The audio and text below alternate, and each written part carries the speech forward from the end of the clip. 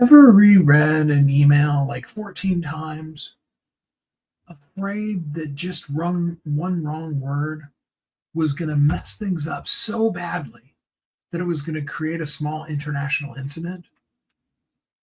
Now, I'm being a little facetious, of course, but sometimes we critique our own stuff that hard.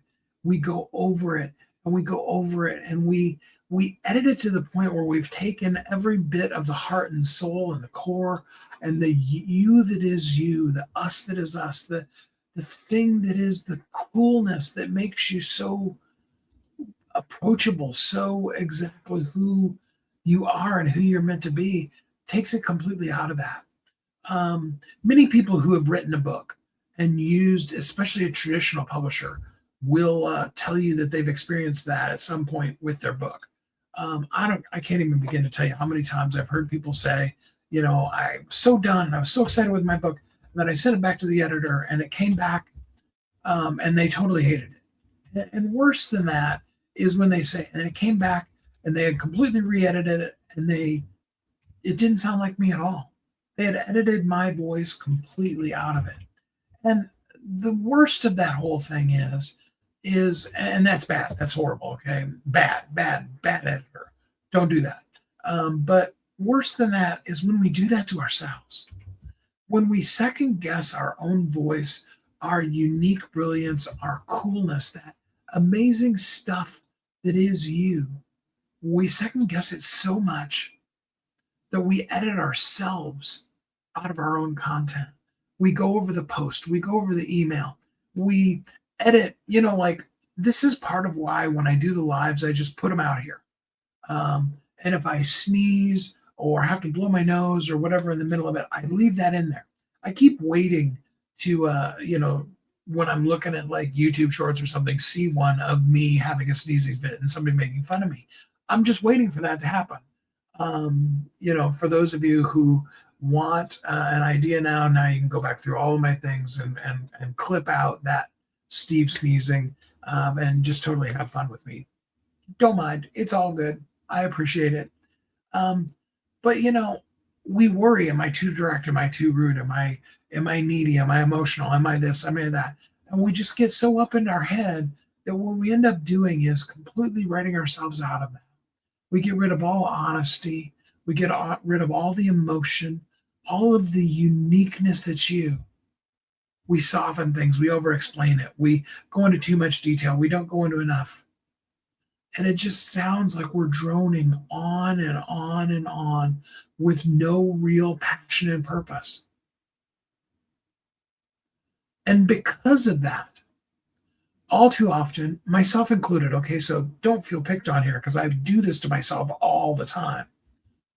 We've edited our own signal, that cool presence of who we are in the world. We've edited it completely out to the point where it's not an algorithm that's burying us, it's us that's burying us. Hey, God Edits, glad to have you here. And Cake, really, really glad to see both of you here with us today. I mean, it's important for us to understand exactly who you are, the way you were made, the stuff that you do in the world is exactly what people need. And people are looking for that ability to connect with you. See, here's the thing. If we over edit, if we tamper ourselves out, if we sound like so and so or this person or that person, or we emulate somebody else, I've heard so many people say, I want to be the next Oprah. And I always encourage them, it's like, no, Oprah did a great job of being Oprah. What we want you to do is maybe fill the place that she's left in the world, but we want you to be the best version of you.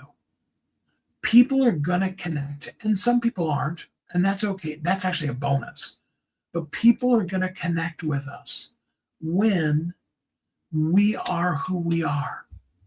Because if we're not, then the people that do connect with us are connecting with this phony falsehood that we've edited ourselves into versus just being who you are.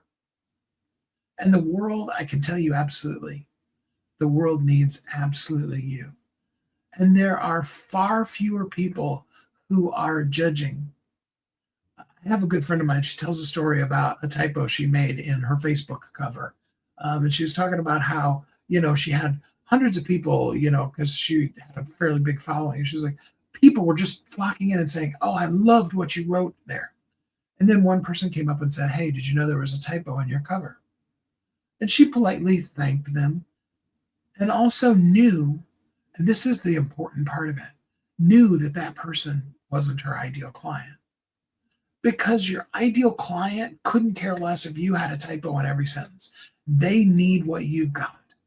And the people who are looking at your punctuation, your spelling, your grammar, did you say that right? Is it accurate? Are they, when they're going to, an AI and they're doing deep research to prove you wrong, they're not your client. Because after you go through the whole discussion and you even maybe prove to them your point, they're still not going to buy.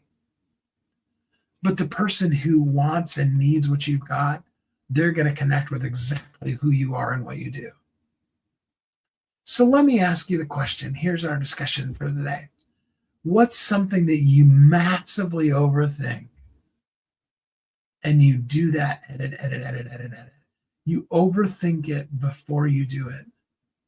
And how would it maybe serve you if you just put it out there? Just something to think about. I'd love to hear your comments.